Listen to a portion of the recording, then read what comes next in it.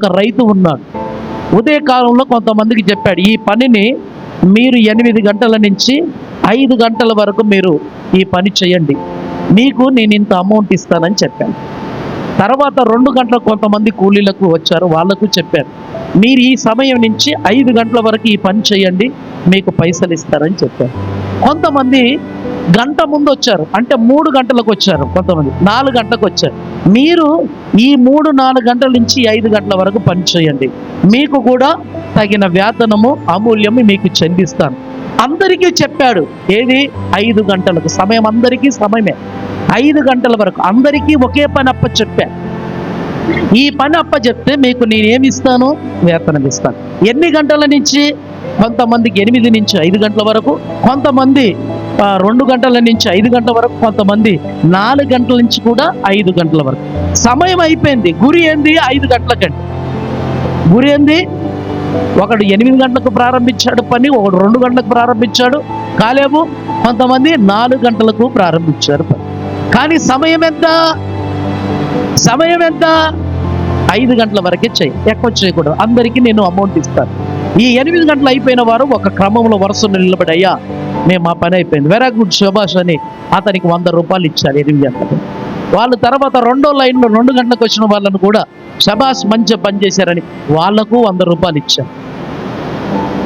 ఈ మొదట 8 గంటల నుంచి వచ్చి 5 గంటలకు చేసిన వారికి ఎంత కోపం వస్తుందండి? సర్దిటికి ఇచ్చాడా లేదా? 2 గంటలకు వచ్చి పని చేసిన వాడు తక్కువ చేస్తాడు. ఇది జగమెరిగిన సత్యం. మరి ఈ మహానుభావుడు ఏం చేస్తున్నాడు? పొద్దునొచ్చి 8 గంటల నుంచి అయ్యా కష్టపడి అహర్నిశలు చేసి పారబట్టి గడ్డ పారేసి, నాడు 5 చెట్లు చేస్తే నేను దరిదాపుల 50 చెట్లు శుద్ధి చేసి అన్ని చేస్తే నాకు 100 రూపాయల. ఇది తప్పు కాదు. రైతు, ఇది నీకు తగునా? యజమాని, తోట యజమాని, ఇది నీకు తగునా అని అన్నాడు. Praise God. 2వ వాడు, ఈ 4వ వాడిని కూడా ఈ 4 గంటలకు వచ్చిన 5 గంటల వరకు చేసిన కూడా 100 రూపాయలు ఇచ్చాడు. ఇప్పుడు ఈ మొదట వచ్చిన వాడు 8 గంటలకు 2 గంటలకు వచ్చిన వాడు ఇద్దరు కలిసి ఈయన్ని చూశారు. ఎవరిని? ఈ 4 గంటలకు వచ్చిన వాడిని చూశారు. ఏమయ్యా, 8 గంటలకు వచ్చిన వారికి అదే వేతనం, 2 గంటలకు వచ్చిన వారికి అదే వేతనం, 4 గంటలకు వచ్చి చేసిన వారికి అదే వేతనం, ఇది తగునా? ఆయన అన్నాడు, నేను పని చెప్పాను కానీ నీకు 100 రూపాయలు ఇస్తాను చెప్పాను, 100 ఇచ్చానా లేదా? ఇచ్చా.